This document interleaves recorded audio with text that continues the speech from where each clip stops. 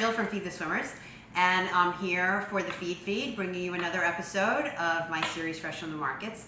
And today we're going to make brown rice and kale gratin. This dish is a little decadent. It's great on a cold day, great this time of year. It's a little gooey, a little cheesy. You can lighten it up. You can make it vegan. It's very flexible, and it's a great way to get kale into the tummies of your kale skeptics. So I'm going to show you what we picked up this morning at the market. We had a lot of fun. And I do have a lot of kale here. I like to use the lacinato variety. It's also called dinosaur kale or Italian kale for this. And I also picked up squash to show you a quick hack. I'm here with little man Bodie, and we're off to the Union Square Green Market. It's a beautiful day in this neighborhood, beautiful day for a neighbor. Would you be mine? Could you be mine? Beautiful day in this neighborhood, beautiful day for a neighbor. Would you be mine? Could you be mine? Beautiful day in this neighborhood, beautiful day for a neighbor. Would you be mine? Could you be mine? It's kind of amazing. We're here in November at the market, and there's still zucchini available. Beautiful day in this neighborhood, beautiful day for a neighbor. Would you be mine? Could you be mine?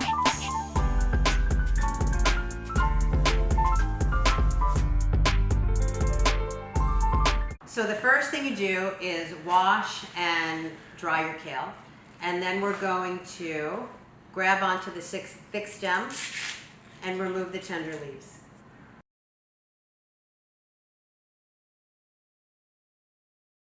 You want to chop up your kale, and you want to get pieces that kind of look shredded like this. And we're going to load them into a bowl.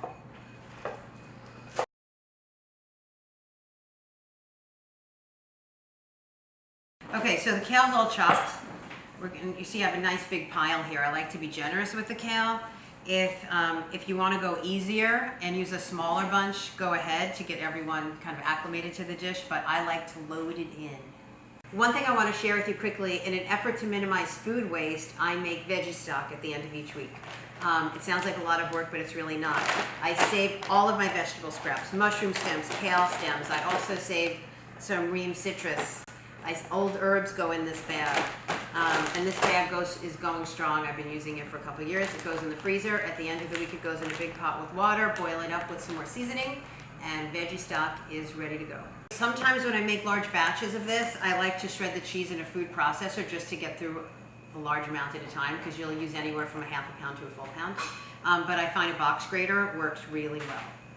It gets the job done fast. So I have my oven preheated to 350 degrees.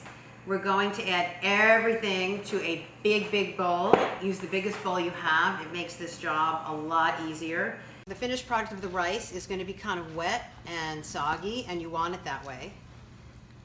It's all going to go into the bowl while it's piping hot, because you want the kale to wilt and you want the cheese to melt a little bit. If it gets kind of dry and a little too sort of sticky, you can add a little bit more milk. I suggest you do. I also at this point like to put in a few glugs of olive oil.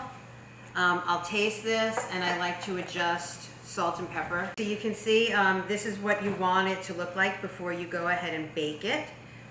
It's kind of mushy, it's kind of sticky, the kale's begun to wilt, and the cheese has melted. I like to add a little olive oil also, and that was probably, I'm going to guess this is almost 2 tablespoons, which is a little heavy-handed, but that's what I do.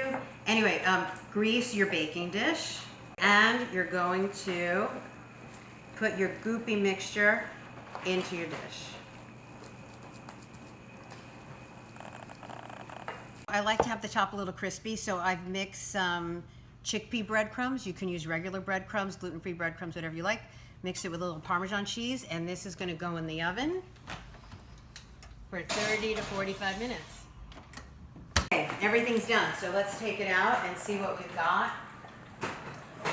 It's all bubbly and really yummy.